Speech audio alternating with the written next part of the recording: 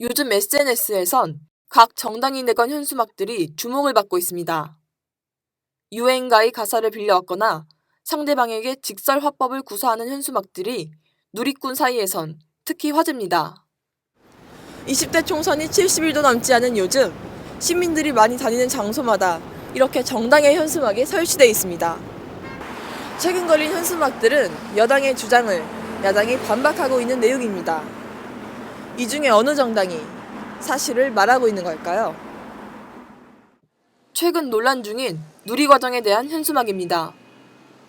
새누리당은 정부가 누리과정 예산을 이미 내려보냈기 때문에 예산이 부족한 이유는 교육감 탓이라고 주장합니다. 정의당은 정부가 주지 않았다고 반박합니다. 어느 당의 말이 맞는지 따져봤습니다. 교육청의 주요 예산은 정부가 내려보내는 지방교육재정교부금 41조 원. 정부는 여기에 누리과정 예산 4조 원이 포함돼 있다는 입장입니다. 하지만 교부금의 90%는 교사 인건비 등 이미 쓰일 곳이 정해진 돈입니다. 여기에 올해부턴 초등 돌봄교실 대상이 5, 6학년까지 포함한 전학년으로 확대됩니다. 이 예산 역시 교육청의 부담입니다. 이런 상황에서 누리과정 예산을 부담하는 주체는 줄었습니다. 지난해까진 지방자치단체, 정부, 교육청이 누리과정 예산을 나눠 부담했지만 올해부턴 모두 교육청의 몫입니다. 필요한 예산은 늘었지만 교육청에 추가되는 돈은 없었으므로 정부가 누리과정을 위해 투입했다는 예산은 없다는 결론입니다. 야당이 반박에 나선 또 다른 현수막은 박근혜 대통령의 관심 법안인 서비스산업발전법입니다. 주요 내용은 관련 기구를 신설해 서비스 산업에 대한 규제 완화 등 각종 혜택을 주자는 겁니다. 하지만 질 낮은 일자리가 늘어나고 의료 등 공공부문의 민영화가 가속될 수 있다는 논란 속에 여야가 첨예하게 대립하는 법안입니다. 여당은 이 법만 통과되면 69만 개의 일자리가 생긴다고 주장합니다.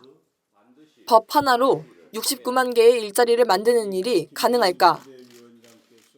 국책연구기관인 한국개발연구원, KDI에서 작성된 보고서입니다. 이 보고서에 따르면 우리나라의 서비스 산업이 미국만큼 발전한다고 가정하고 2030년까지 약 69만 개의 일자리가 생긴다고 적고 있습니다. 즉 우리나라의 경제 수준과 산업 구조가 미국만큼 올라갔을 경우 지금부터 2030년까지 매년 약 5만 개씩의 일자리가 만들어진다는 의미입니다.